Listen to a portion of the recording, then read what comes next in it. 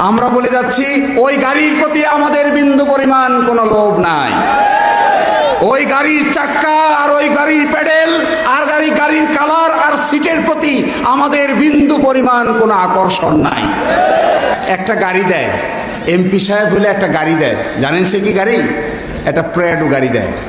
এই প্রাডো গাড়িটা tax free হিসেবে কিনতে দেয়।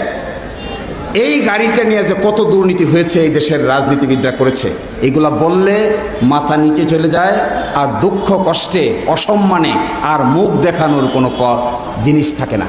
আমরা বলে যাচ্ছি ওই গাড়ির প্রতি আমাদের বিন্দু পরিমাণ কোনো লোভ নাই।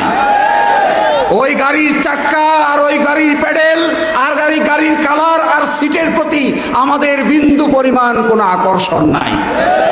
ওই গাড়ি যদি আমাদেরকে দেওয়া হয়, সরকারি কোষাগার থেকে এই গাড়ি যদি ব্যবহার করতে হয়, তাহলে এই গাড়ি ব্যবহার করবে দিরাই সাল্লার আপামর জনগণ।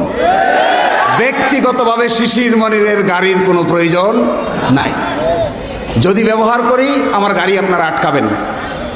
এই সরকারি গাড়ি ব্যবহার করে কোনোদিন যদি আমি এমপি হওয়ার পরে আপনাদের দরবারে আসি, আপনারা গাড়ি আটকাবেন।